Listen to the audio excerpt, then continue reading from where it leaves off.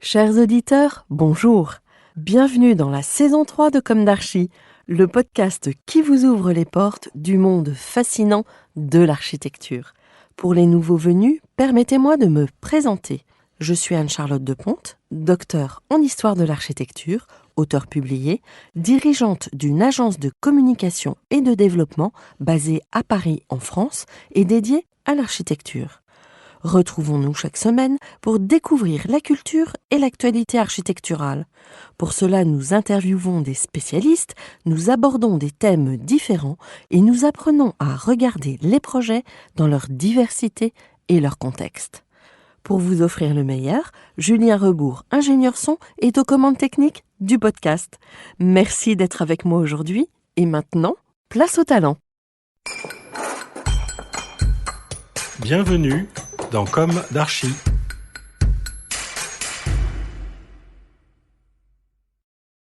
Chers auditeurs, ravis de vous retrouver aujourd'hui en compagnie de Geoffrey Clamour. Bonjour Geoffrey. Bonjour Anne-Charlotte. Bienvenue dans Comme d'Archi. Vous êtes architecte et à la tête de l'agence Les Marneurs avec Julien Roman, lequel est architecte HMONP. À chaque fois, j'inverse le O et le M, je ne sais pas pourquoi. Et urbaniste DSA et Antonin Amiot, qui lui est paysagiste concepteur et urbaniste, DSA aussi.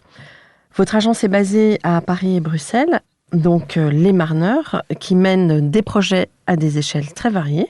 Pour exemple, des espaces publics à Bruxelles, parcs productifs, parcs agricoles, architecture, micro-architecture, etc., etc. Cette année, les Marneurs font partie du palmarès des 100 qui font la ville par trait urbain. On va commencer par le début. Avec plaisir. Alors, quel est ton parcours, celui de tes associés, votre jeunesse à tous les trois, si tu peux parler en leur nom, mais autrement, vous serez bienvenus dans une autre émission. Et où s'est ancrée votre envie d'architecture tous les trois et quelles ont été les études ? Oui, en effet, je parlerai un petit peu de mon parcours et de mes deux associés. Donc voilà, moi je suis architecte, donc moi je suis diplômé de l'école d'architecture de La Villette. Et puis, comme mes deux associés, j'ai suivi un post-master en urbanisme à Marne-la-Vallée. Et puis, donc moi j'enseigne aujourd'hui à l'école d'architecture de Nancy en projet. Et j'interviens aussi à Centrale Supélec au sein d'un TD sur en gros des passerelles expérimentales, mais j'y reviendrai un petit peu après. Et donc moi, voilà, avant de monter les Marneurs, donc c'était officiellement il y a presque 3 ans, j'ai travaillé en fait pendant quelques années à Rotterdam dans une agence qui s'appelle Star Stratégie Architecture. Et on travaillait beaucoup sur des questions de logement, la réinvention un petit peu du logement en France ou sa déstandardisation. Et on travaillait notamment dans l'atelier international du Grand Paris, pour l'atelier du Grand Paris, entre autres. Et donc c'est une agence qui continue à beaucoup travailler en France. C'était assez enrichissant parce que Rotterdam, ça reste un petit peu la capitale, un petit peu presque symbolique de l'architecture, je dirais en Europe, avec toutes les grandes agences de l'OMA, MVRDV, Campétil. Puis il y a des super agences aussi de paysages, comme Lola. Oui, l'aménagement du territoire est très en avance sur toutes les problématiques de l'eau, c'est ça ? Exactement. Et cette problématique de l'eau que nous, on investit de plus en plus, presque depuis le début avec les Marneurs. Donc voilà, pour le parcours. Alors, est-ce qu'on peut remonter jusqu'au désir d'architecture ? Peut-être l'enfance, quand tu es arrivé dans ton parcours, l'envie de faire architecture. Oui, bien sûr. Et là, j'entends un accent du Midi. Exactement, voilà. Ouais. Moi, je suis originaire de la ville d'Arles. La très belle ville d'Arles. Voilà, la très belle ville d'Arles qui est aussi en train de devenir une ville un petit peu en pointe sur, on va dire, la création et l'art contemporain, et à travers tout ça aussi l'architecture, puisqu'il y a de grands noms qui sont en train de construire à Arles, qu'on aime ou qu'on n'aime pas d'ailleurs. Ça, c'est des projets qui font polémique, mais là on va avoir Tadao Ando qui est en train de construire une fondation d'art contemporain. Donc oui, du coup moi mes premières envies d'architecture, je crois que la première envie ça a été justement à Arles, parce que j'étais dans une classe d'art plastique, un peu spécialisée d'art plastique dans mon collège, et puis on était allé notamment rendre visite à François Seigneur, qui a pas mal travaillé avec Jean Nouvel au tout début de sa carrière sur le Nemosus notamment, et on est allé visiter son agence qui était sur le bord des quais du Rhône. Et c'était assez fascinant parce que c'était une époque très particulière qui était un petit peu à la bascule entre on va dire la façon ancienne de faire de l'architecture, la table à dessin, les dessins à l'aquarelle, les maquettes, donc qui sont restés mais encore plus avant, et puis l'informatique qui arrivait déjà. Et donc voilà, ce lieu m'avait fasciné, un petit peu comme quand, je sais pas, on rentre dans une cuisine d'un grand chef. Voilà, c'était un petit peu voir ces coulisses qui m'avaient finalement fasciné. C'est vrai que, en tout cas, à une certaine époque, quand on travaille, il y en a qui travaillent encore à la planche à dessin, l'aérographe, etc. La matière est aussi là, en fait, plus que l'écran. Ouais, tout à fait. Les matériaux tech. Dans un moment, aujourd'hui, de plus en plus, on s'éloigne de ça. Par exemple, donc à Rotterdam, juste en face de mon agence, il y avait un VRDV qui venait de réaménager son nouveau siège. Et une de leurs nouvelles politiques, c'était le travail sans papier. Et donc tout passe aujourd'hui, alors bon, en tout cas c'est l'idée, seulement par l'ordinateur. Il y a même une sorte de nouveau réflexe du zéro papier. C'est-à-dire que même les chargés de projet n'ont même plus de papier pour dessiner. Tout se passe seulement par le biais de l'ordinateur et de la souris. Je trouve que ce mouvement-là est intéressant. Et puis ça reste un peu paradoxal aussi parce que c'est vrai qu'on est dans un moment où dans la construction, il y a ce désir de matière qui revient de plus en plus. Et dans l'architecture aussi, on le voit dans les architectes qui viennent d'être nommés à la Carte d'Argent. Donc PNG et Julien Boideau, on voit vraiment ce retour du matériau. Et on le voit aussi dans des expositions comme l'exposition sur la pierre au pavillon de l'Arsenal. Et puis à travers le matériau de réinvestiguer les territoires aussi. Voilà. Et parallèlement, on utilise de moins en moins le crayon ou la matière dans son agence. Donc il y a ce déséquilibre que je trouve intéressant. Tu avais quel âge quand tu as justement eu cette idée d'emprunter cette voie ? Je crois que c'était plutôt à la fin du lycée. En fait, la visite de cette agence chez François Seigneur, c'était bien avant. Mais le choix final, c'est vrai que ça a été plutôt au sortir du lycée. Je crois que j'étais un peu plus, je sais pas, soit ouvert, soit paumé par rapport à ce que je voulais faire. Et c'était soit devenir journaliste, le côté politique m'intéressait beaucoup, soit devenir architecte, parce que dans l'architecture, depuis le début, même naïvement, il y a une idée, c'est l'idée de l'intérêt public, moi, qui m'éveille avant tout, en fait. Et donc voilà, finalement, ça a été l'architecture. Et tes associés ? Mes deux associés, donc, on est 3 en tout. Donc on est 2 à Paris et 1 à Bruxelles. Donc le deuxième associé à Paris, c'est Julien Roman, donc qui est aussi architecte comme moi et qui est urbaniste, qui enseigne à l'école d'architecture Paris-Est, donc en projet et puis dans le DSA en fait d'architecture urbaniste, aux côtés d'Alain Trévelot de TVK. Et lui, il a travaillé avant de monter les Marneurs dans une super agence en Suisse, à Genève, qui s'appelle l'atelier Descombes-Rampigny, qui travaille toujours beaucoup sur la question de l'espace public, du paysage et de l'espace public, et qui est l'auteur d'un projet manifeste qui est la renaturation de l'Aire, qui était une rivière canalisée, qui a été renaturée. Et un projet qui fait un petit peu date sur ces questions-là de renaturation. Et puis cette fibre du coup sur l'espace public. Et Antonin, donc lui il est paysagiste, concepteur et urbaniste. Et lui, avant de monter les Marneurs, il a travaillé beaucoup à La Rochelle, dans une agence qui s'appelle Landscape, et dans une ONG qui s'appelle l'ONG Bleu Versant. Et eux, ils travaillaient beaucoup sur les questions liées à la submersion marine et à la gestion intégrée des eaux, alors des eaux pluviales, mais aussi des eaux de crue, de submersion. Donc plutôt à l'échelle d'un paysage ou d'un espace public. Donc ils ont refait par exemple tout le port de La Rochelle pour justement le rendre résistant aux futures submersions suite à la grande tempête Xynthia. Et en fait, ce sujet-là, c'est vrai qu'il nous a pas mal contaminés à l'agence. Et aujourd'hui, c'est devenu un des sujets qu'on investigue le plus, en fait, sur ces questions un peu de littoral et de réchauffement climatique, du coup de prospective. Finalement, vous êtes un peu dans la même trajectoire qu'Iris Chervet ? Oui, tout à fait. Ouais. À la fois les grands sujets qui peuvent nous intéresser, et aussi entre architecture, paysage et urbanisme, où finalement, c'est plus 3 compétences dissociées, mais on ne sait plus faire réfléchir l'une sans l'autre. Et en fait, je pense que la compétence du paysagiste est une compétence qui, depuis peut-être 5 ans, 10 ans, est en train de devenir de plus en plus centrale dans l'aménagement du territoire. Alors je dis 5 ans, 10 ans, c'est bien avant, mais on le voit dans les marchés publics, aujourd'hui de plus en plus, sur des projets, des projets urbains, des projets d'aménagement. Celui qui est demandé comme le mandataire de l'équipe, c'est, on va dire, de plus en plus, je dirais à parts égales, maintenant de plus en plus, le paysagiste. Donc le paysagiste concepteur. Et ça, c'est intéressant parce que c'est vrai que le savoir du paysagiste, c'est un savoir qui est beaucoup plus justement lié au sol, au vivant et aux dynamiques. C'est un savoir qui est dynamique, qui est aussi très attaché à la botanique, mais aussi au mouvement que peut avoir un paysage, un territoire. Alors que c'est vrai que le savoir de l'architecte, c'est un savoir qui est plus attaché à l'architectonique et plutôt attaché à des choses fixes. Et je trouve que la rencontre entre l'architecte et le paysagiste, donc nous, ça a été notre cas dans le DSA d'architecte urbaniste, elle a été géniale. Parce qu'en fait, quand on se rencontre, il n'y a pas du tout de compétition, comme on peut, si je prends le cliché, la compétition entre l'architecte et l'ingénieur, qui est en train aussi de s'estomper de plus en plus, Oui. mais qui a vraiment existé et qui existe toujours. En France. Voilà, oui, en France.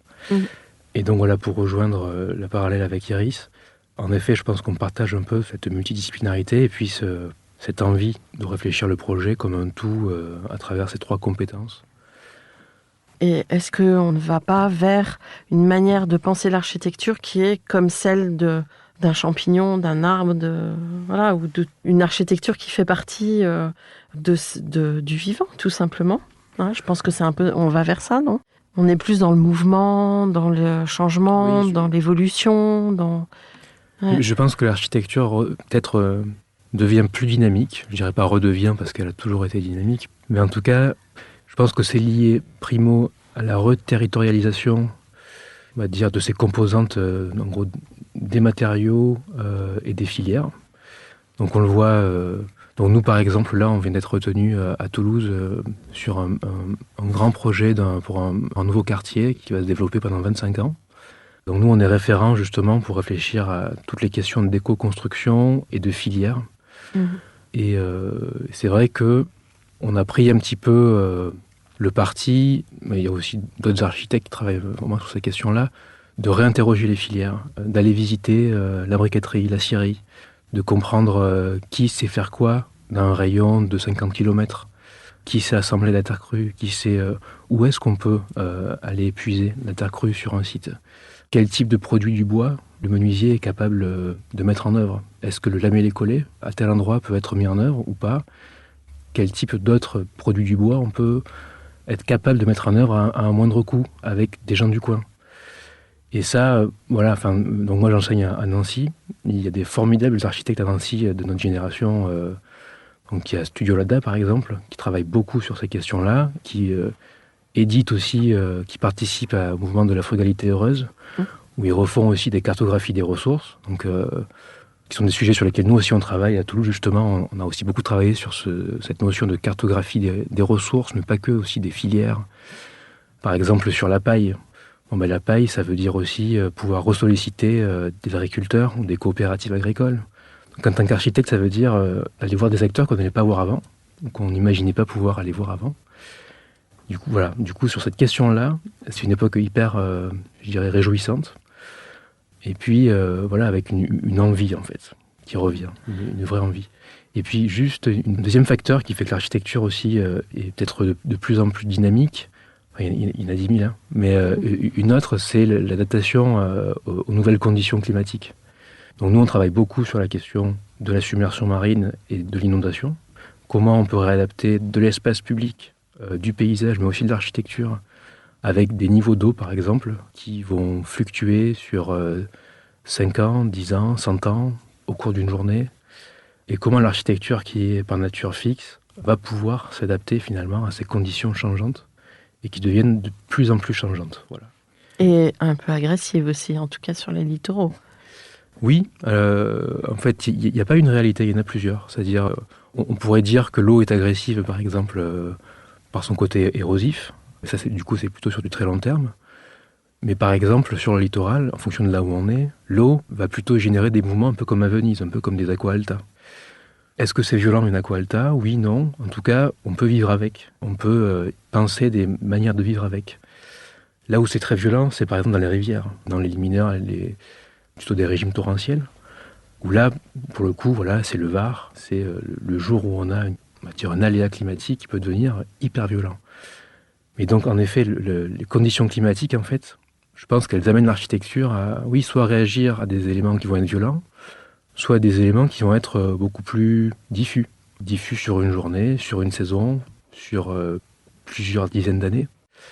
Et donc, la position de l'architecte, pour moi, elle est intéressante parce qu'elle ne peut pas être tranchée. Ça ne peut pas être la solution à l'architecture durable, c'est tout construire en bois terre-paille ou tout construire bioclimatique comme ça à un endroit. Mais vraiment, ce moment, je pense, qu'on vit là, il pousse l'architecte à vraiment redevenir hyper contextuel et surtout à se reposer à chaque fois, sur chaque projet, toutes les questions qui font qu'un projet peut être adapté ou pas à son contexte, mais pas seulement son contexte géographique, mais son contexte économique, climatique. Je trouve que du coup, cette période hyper prolifique et enrichissante. Et, voilà. Et puis peut-être aussi que les réglementations sont obligées de se redéfinir et ça devient plus facile d'être agile parce que beaucoup d'architectes, il n'y a pas si longtemps et encore maintenant, se trouvent beaucoup trop bridés par la réglementation. Oui, ça me fait penser à deux choses. La première chose, c'est oui, sur la réglementation, on voit que les choses sont en train d'évoluer. Et par exemple, la rentrée en jeu de la réglementation environnementale 2020 va faire beaucoup évoluer la question des biomatériaux. Quoi.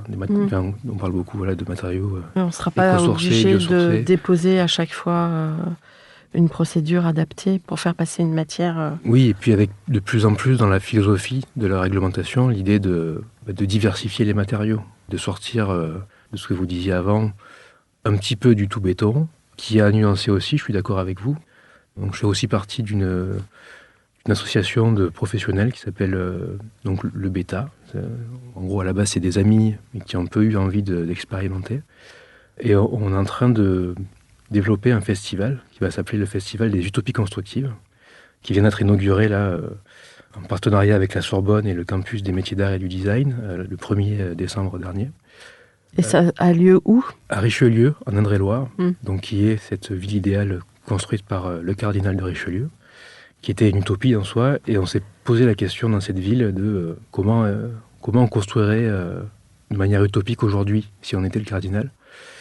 Et voilà, bon, je ne vais pas raconter toute l'aventure de ce festival, mais l'idée c'est que chaque édition on travaille avec un laboratoire de recherche sur des questions de construction. Et la première édition, on va travailler avec l'ILEC, qui est l'Institut des structures légères donc de Stuttgart, qui était dirigé jusqu'à il n'y a pas très longtemps par Werner Sobeck, donc cet ingénieur génial.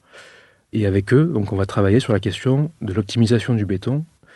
Et eux, une de leurs recherches intéressantes, c'est de travailler sur ce qu'ils appellent des bétons à gradient fonctionnel. C'est-à-dire c'est des bétons dans lesquels on va pouvoir mettre la matière seulement là où on en a besoin et de créer en fait un peu des bétons de dentelle, des bétons poreux. Et on voit que du coup, dans le béton, donc il y a la question aussi des bétons bas carbone, il y a tout simplement la question aussi de réfléchir de la bonne place du béton dans le bâtiment. Mais il y a aussi des recherches sur comment on peut couler le béton, par exemple, en ne plus utilisant de coffrage. Donc là, c'est le cas de ce béton dont je parlais à l'instant. Donc c'est vrai qu'il faut faire attention, dans ce moment un petit peu de diversification, de recherche du bon matériau au bon endroit, de ne pas jouer le jeu des bons et des méchants. Oui, je suis entièrement d'accord.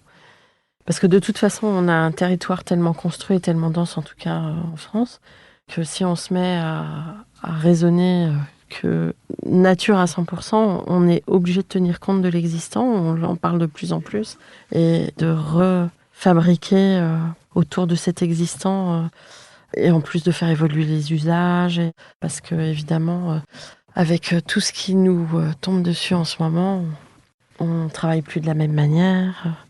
Je pense qu'il y a justement dans l'idée que l'architecture devient dynamique, encore plus qu'avant. C'est vrai qu'il y a la question, on va dire, de la reterritorialisation des matériaux dont je parlais juste avant, cette question climatique, et puis la question des usages, en effet, je suis tout à fait d'accord avec toi, qui est en train aussi de faire réfléchir même les promoteurs sur qu'est-ce que c'est qu'un plan de logement. Quand je bossais à Rotterdam, on travaillait beaucoup sur ça. sur l'évolution du plan du logement, qui est en fait, on le voit toujours, hein, une bonne partie des plans de promoteurs, c'est des plans hérités des années 50, des années 60, avec la partition jour-nuit, avec cette famille nucléaire aussi, les parents, les 2 enfants. Un T3, c'est un T2 plus une chambre. Un T4, c'est un T3 plus une chambre. Le salon n'évolue jamais. Et ça, c'est vrai que c'est en train de changer beaucoup. Et pareil, en ce moment, il y a des super architectes qui sont pas là depuis hier. Il y a Sophie Delay qui travaille beaucoup là-dessus.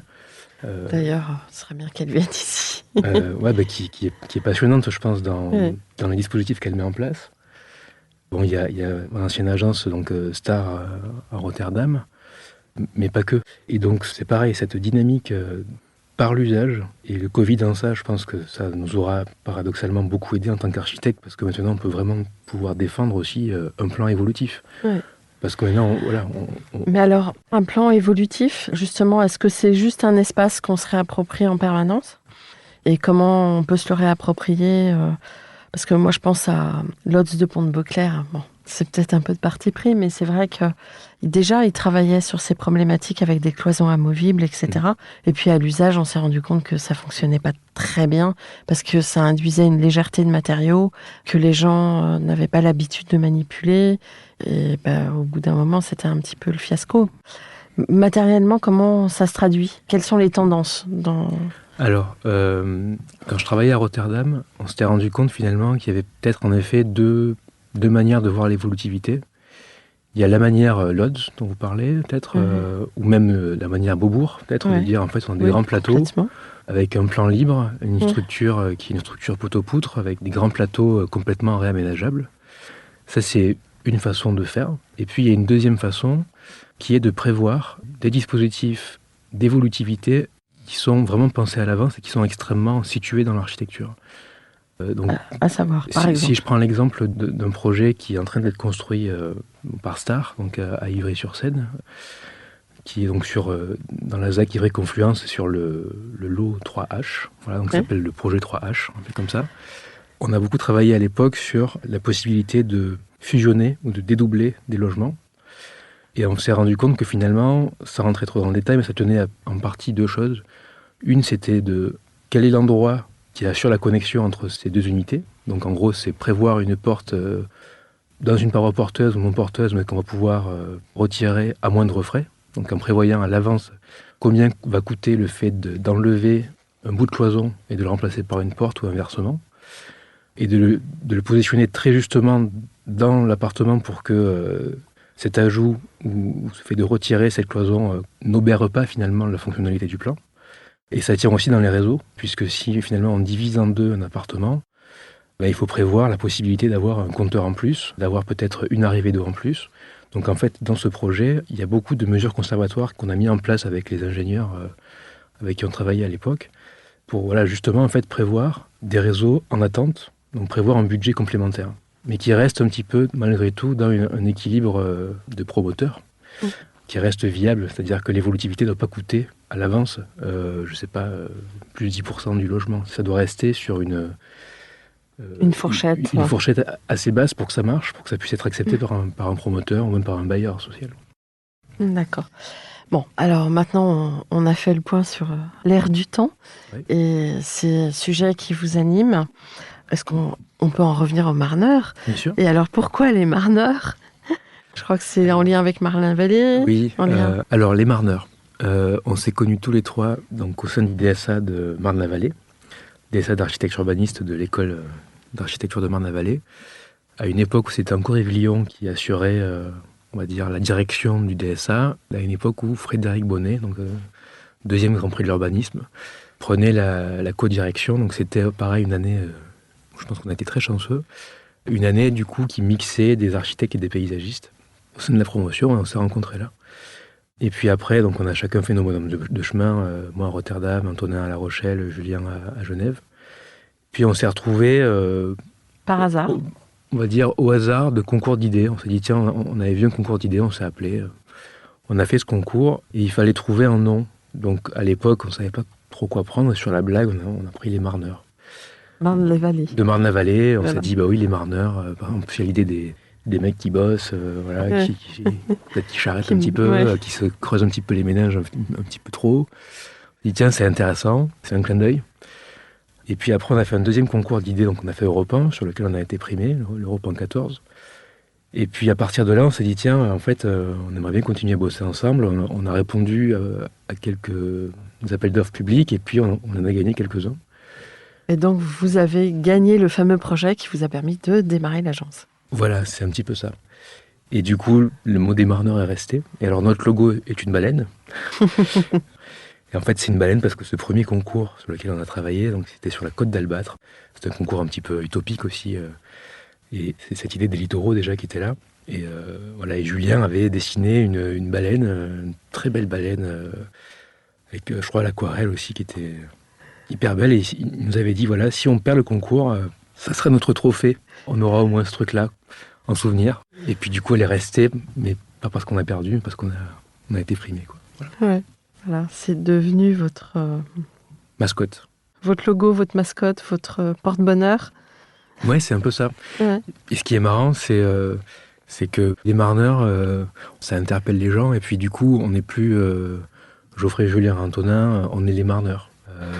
Donc voilà, ça devient un petit peu presque une marque. Alors, est-ce que vous voulez maintenant parler de vos projets? Projets emblématiques ou projets actuels?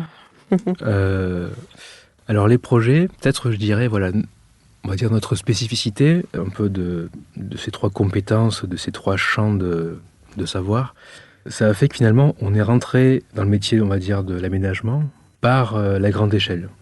On a commencé en fait à bosser plutôt sur des études urbaines, puis ensuite sur des études, ça a glissé un petit peu plutôt d'espace public, et puis de maîtrise d'œuvre aujourd'hui plutôt d'architecture. Et en fait, ces trois types de projets se font un peu parallèlement aujourd'hui. C'est-à-dire c'est pas l'un ou l'autre, mais c'est plutôt un ensemble. Et donc, on a notamment démarré, je pense, avec deux projets plutôt de territoire. Un de territoire et un projet urbain, voilà, on va les appeler comme ça. Un projet à La Rochelle, où en fait on est intervenu sur ce qu'ils appelaient à l'époque la séquence littorale au sud de La Rochelle, en fait, qui est un grand bout de littoral qui est composé de trois communes et qui avait été ravagé par la tempête Xynthia, donc avec quelques morts sur le site, et puis beaucoup de maisons qui avaient été rasées juste après la catastrophe par l'État, voilà, sous l'effet du choc, on va dire. Donc ça a créé qui s'appelaient les zones noires, qui sont devenues les zones de solidarité.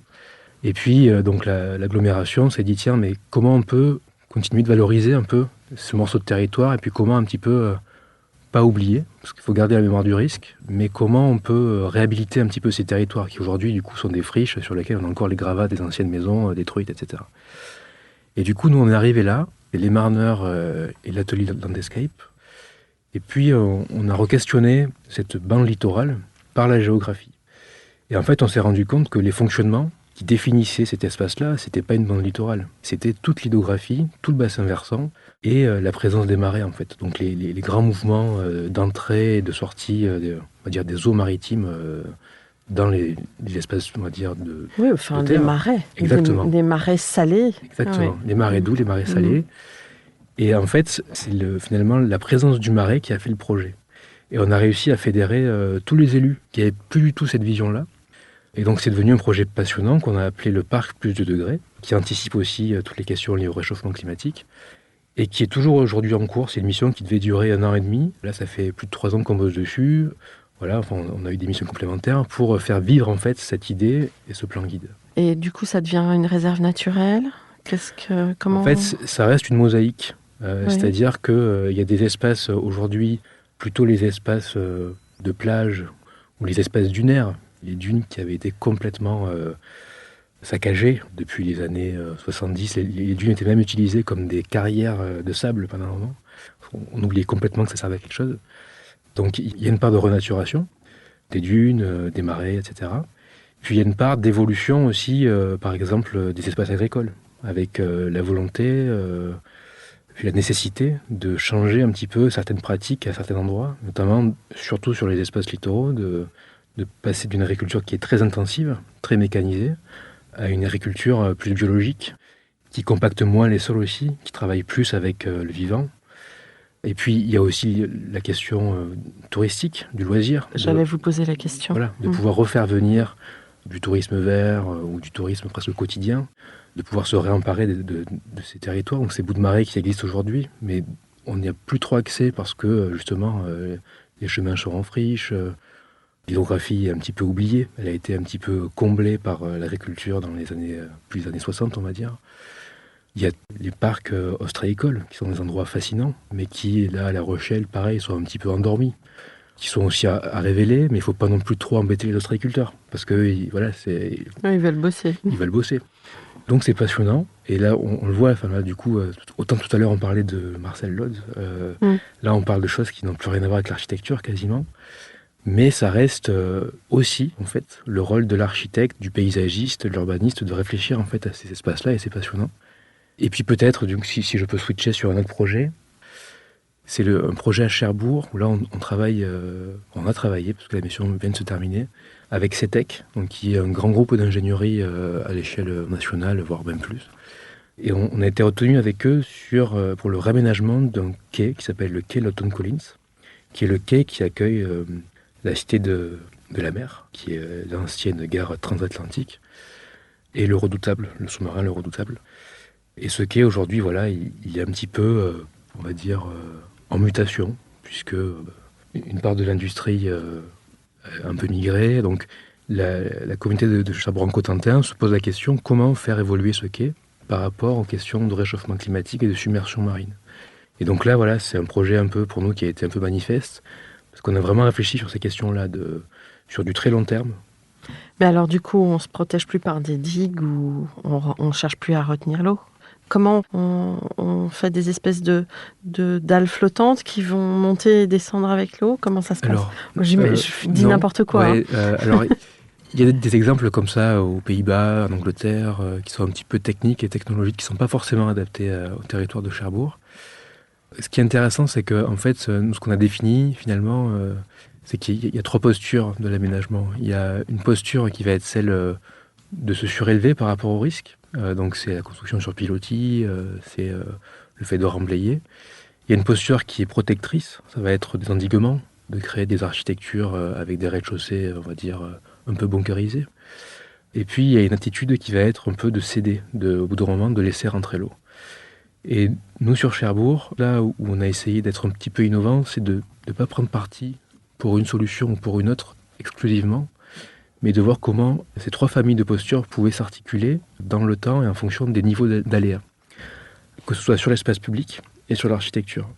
Donc là, à Cherbourg, l'idée, dans tous les cas, c'est pas du tout d'endiguer le quai, puisque l'idée, c'est de vraiment rester sur un fonctionnement urbain, des vues sur la mer, donc c'est de rester sur un paysage ouvert, mais plutôt de légèrement travailler sur les altimétries, pour pouvoir garder à un horizon 20 ans, 50 ans, des espaces publics fonctionnels en cas d'une crue cinquantennale.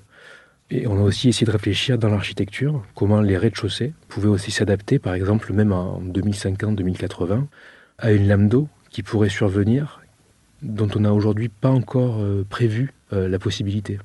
Aujourd'hui, en fait, donc là, c'était hyper intéressant de travailler avec Hydratec, par exemple. On a pris les simulations d'évolution du niveau de la mer actuelle, et puis on a rajouté un curseur réchauffement climatique.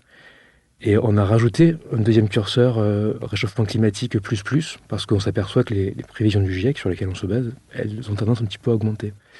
Du coup, on a essayé de réfléchir, voilà, un rez-de-chaussée, comment est-ce qu'il peut, peut-être dans 50 ans, devenir un rez-de-chaussée qui est résistant, un petit peu comme à Fun City, où on peut avoir des dispositifs anti-submersion. Mais est-ce que peut-être en 2080, quand l'eau peut-être va remonter un petit peu trop, ces rez-de-chaussée vont pouvoir au contraire laisser rentrer l'eau, parce que la lame d'eau sera devenue trop haute. Et on a eu ces mêmes réflexions voilà, sur l'espace public, qui doit aussi, et sur le paysage, qui doit aussi pouvoir accepter cette eau saumâtre, cette eau salée, et qui doit aussi la ressuyer, c'est-à-dire qui doit pouvoir accompagner, une fois que la marée est redescendue, le ressuyage des eaux, le retour des eaux à la mer finalement. Finalement, le littoral français va devenir un peu Venise. Par endroit. Par endroit. Et à travers ça, un laboratoire, en fait. Parce que, voilà, c'est vrai que ça pousse à nous poser la question, comment vivre sur un territoire qui va connaître des fluctuations de l'eau. Et alors, soit on peut dire on s'en va, on va ailleurs. Donc c'est l'idée du retrait stratégique. Et par endroits, c'est très pertinent. Par endroits comme à Cherbourg, sur le quai Lawton Collins, qui est déjà construit, qui est déjà un polder, on va se dire plutôt que d'aller construire sur l'agriculture à 10 km, on va plutôt choisir de construire dans un espace dont on sait qu'il va être en partie inondable, mais qui est déjà un espace urbanisé en fait. Et donc on va faire la ville sur la ville, mais une ville inondable. Et donc c'est en ça que c'est passionnant, c'est que sur ces questions-là, en fait, il faut pas, je pense, c'est comme pour le béton et les matériaux biosourcés. Il faut éviter d'être radical. On peut être radical. Mais pas dogmatique alors. Exactement, voilà. Ouais. Une architecture ? Oui, alors rapidement, peut-être j'en évoquerai deux. En fait, une, c'est plutôt un espace public sur lequel on travaille à Bruxelles. Alors il y en a plusieurs, mais il y en a un, il est intéressant, c'est un skatepark qui est inclus dans une architecture d'une agence qui s'appelle 51.4E à Bruxelles, qui est une recyclerie. Et donc là, on a créé un skatepark qui est à la fois un espace public, qui s'adresse à la fois à la recyclerie et à la fois, on va dire, aux skateurs, aux passants, mais qui a aussi une fonction de gestion des eaux pluviales. Et en fait, c'est hyper intéressant qu'on a travaillé en collaboration avec un architecte paysagiste finlandais, qui s'appelle Jane Saarajo, qui est un peu une star dans son domaine. Et avec lui, en fait, on a dessiné un skatepark dont le dessin est, on va dire, influencé par l'infiltration de l'eau. Et donc, ça a généré un skatepark en forme de serpent, qui réinterprète un petit peu la course de l'eau, mais qui génère en fait aussi autant de jardins de pluie. Et donc d'un espace un peu très minéralisé, on est passé à un espace qui est à la fois minéralisé, parce que les skateurs ont aussi besoin d'espace de plateforme de skate. De glisse, voilà. Mais là, il y a aussi une partie où le paysage il est venu s'incruster un petit peu dans les espaces de glisse. Et donc les skateurs vont, donc là c'est un projet qui rentre en chantier en ce moment, les skateurs vont un peu skater entre des espaces de bassins de gestion des eaux pluviales. Donc voilà, c'est un projet qu'on aime bien, parce qu'il est... complètement atypique. Il est atypique, voilà, il est lié entre Bruxelles et Helsinki, avec des gens, parce que le monde du skate, c'est un monde assez particulier aussi, avec même les entreprises de skate sont des mecs qui viennent du monde du DIY, donc qui sont aussi des skateurs, donc voilà, c'est un milieu aussi assez passionnant. Et puis peut-être une architecture. Là en fait, on vient de livrer un projet qui est alors, rien à voir avec tout ce que je raconte depuis le début. Mais celui-là, c'est un projet qu'on vient de livrer dans la bibliothèque Sainte-Geneviève à Paris. Donc on a eu la chance de travailler sur ce projet, où on a réaménagé des salles de lecture qui sont dans des locaux, dans des bouts de bâtiments en fait, qui ont été ajoutés à la BSG dans les années 50. Et qui communiquent directement en fait, avec la grande salle de la Brouste, que tout le monde connaît, qu'on voit un petit peu dans les films, etc. Et donc on a fait un projet, donc on est en collaboration avec un collègue architecte qui s'appelle Marc Immense, et puis avec tout un tas de compétences aussi. On travaille avec un ébéniste, on travaille avec j'imagine un coloriste. On fait pas n'importe quoi à la bibliothèque Sainte-Geneviève. Voilà, c'est ça. Et donc là, on vient de livrer ce projet sur lequel on s'est attaché à maximiser le plus possible un travail presque de mobilier, d'ébéniste, en gros avec l'utilisation du bois, et un travail presque d'assemblage, de montage. Et en fait, on a hérité notamment d'une grande salle qui est une grande coque vide, en béton, parce que donc c'est une architecture des années 50. Donc on a hérité d'une grande coque vide, et puis plutôt que de soit tout réhabiller, soit tout recloisonner, on a essayé de magnifier un petit peu cet espace-là, à travers en gros le travail du bois. Vous avez donné de la chaleur. Voilà, de la chaleur et une finesse à travers le bois qui du coup rentre en contraste avec le béton préexistant qui est complètement curé, donc on a encore des traces presque du chantier. Et puis alors ce qui est marrant, c'est en fait une artiste qui s'appelle Vibeke Torchner, qui est une artiste norvégienne, avait donné un tableau à la BSG. Ils ne savaient pas quoi, enfin au début ils ne savaient pas trop où le mettre, ils se sont dit on va le mettre dans cette salle-là. Et plutôt que d'en faire un peu un élément, on va dire, annexe, on en a fait un petit peu le tableau c'est devenu le régulateur de tout l'espace. Et ça a généré toute cette architecture de bois, on va dire. Et ça a été assez touchant finalement, parce qu'on a travaillé presque 1 an et demi sur ce projet. Et puis à la toute fin, quand le projet a été livré, il ne restait plus que, on va dire, le support du tableau qui attendait le tableau. Et puis il y a l'artiste qui est arrivé donc en camion depuis la Norvège et qui est venu installer son tableau à 2 centimètres près, quoi. Le tableau rentrait parfaitement, et puis l'espace a pris tout son sens. Ouais. Et puis l'artiste était hyper ému, et donc ça nous a aussi ému. Donc c'était une belle rencontre. Et donc voilà, ça c'est un projet qui vient de se terminer, dont on est une belle aventure humaine. Ouais. Vous êtes fiers de ce projet. Oui, on en est content, mais surtout de l'aventure humaine, des gens qu'on a rencontrés. Et donc dans cet espace, vous avez travaillé sur la fonctionnalité aussi, j'imagine. Oui, bien sûr. Bah oui, sur l'ergonomie en fait aussi de l'espace. On a aussi travaillé avec des jeunes designers sur tout le mobilier, donc des tables, des chaises, des fauteuils. On a réussi à pas avoir de mobilier très standard. On a beaucoup travaillé, voilà, donc un distributeur qui s'appelle Can Design à Paris, qui est un distributeur libanais, mais dont les ateliers sont au Liban, mais qui a son siège en France, et qui fait travailler des jeunes designers français. Donc là, on a mis en place des tables en chêne qui sont hyper fines, hyper belles, d'un jeune designer qui s'appelle Léonard Cadide. Et donc oui, en effet, on travaille sur l'ergonomie à travers ses compétences. C'est ça qui est intéressant dans ce métier, en fait, c'est qu'on ne sait rien faire tout seul. On s'associe, en fait, tout le temps. Et ça se passe souvent très très bien. Et du coup, voilà, à la fin, quand le projet est livré, c'est un plaisir parce que c'est un peu la victoire de tout le monde, quoi. Vous travaillez tous les 3 tout seuls ou vous avez une petite équipe? On a une petite équipe, on est 5 en fait. Donc on est 2 à Paris et on a une jeune collaboratrice qui s'appelle Colline, qui travaille avec nous à Paris. Et puis on a une autre collaboratrice à Bruxelles qui s'appelle Florence, qui travaille avec Antonin. D'accord. Comment imaginez-vous l'avenir? Je crois que vous l'avez déjà pris en main. En quelques mots, pour pas trop nous étendre, mais voilà, c'est un avenir dynamique. Ouais. Donc ça rentrait dans, on va dire, des mots à la mode, peut-être flexibilité, agilité, etc. En tout cas, c'est dynamique. Donc nous, voilà, ça nous demande d'être dynamique à la fois dans nos manières de faire du projet, mais aussi d'avoir une entreprise, tout simplement, parce que voilà, les choses évoluent très vite. Cette année, les entreprises ont dû apprendre du jour au lendemain à travailler à distance, par exemple. Donc, c'est un avenir qu'on peut voir de manière pessimiste, pourquoi pas. Je pense qu'il faut essayer au maximum de le voir de manière lucide. Et il faut aussi être optimiste. Voilà, je pense qu'il y a un vrai débat, parce que je ne sais plus qui a dit cette phrase-là, on n'a plus le choix d'être pessimiste. Il faut être optimiste, il faut y aller. Oui, mais en même temps, moi, je suis aussi assez... Chaque époque a eu ses fléaux, de toute oui, façon. C'est ça. Mais je trouve que, voilà, donc je pense que vous poserez peut-être après la question en rapport avec les étudiants. Ouais, voilà.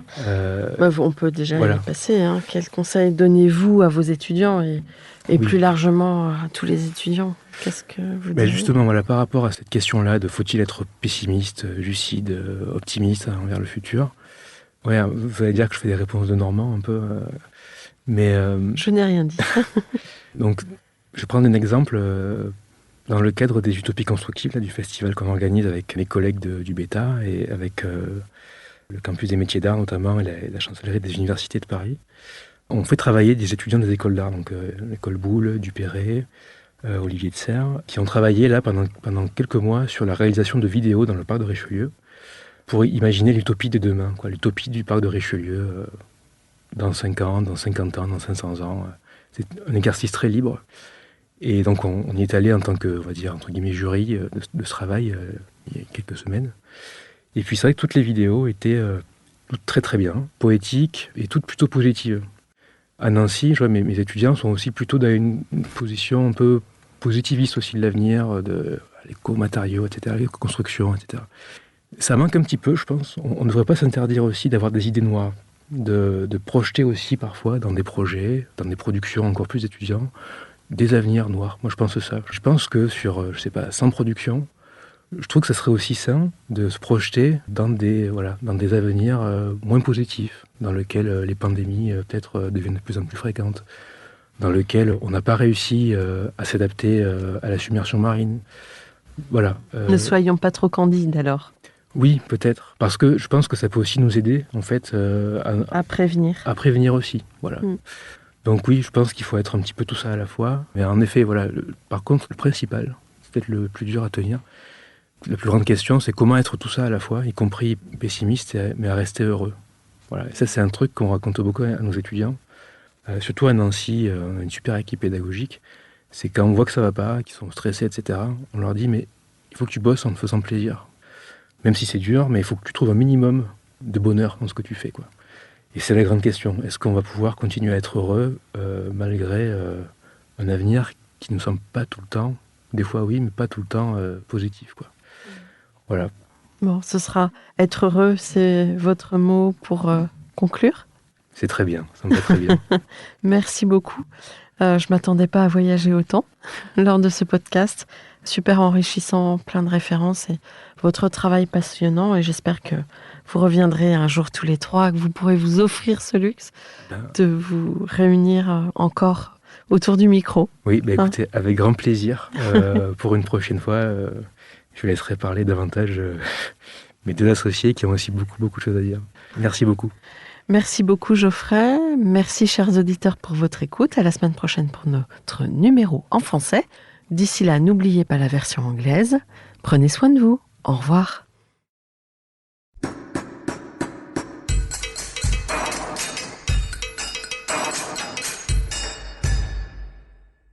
Chers auditeurs, merci pour votre écoute. N'oubliez pas de retrouver nos sujets en avant-première sur Instagram à l'adresse @comdarchipodcast, COMDARCHI podcast. Si vous aimez ce podcast, favorisez sa diffusion en lui donnant 5 étoiles sur Apple Podcast ou sur votre plateforme de podcast favorite, plus un petit commentaire. Et surtout, abonnez-vous pour écouter tous nos épisodes gratuitement. À bientôt et d'ici là, prenez soin de vous.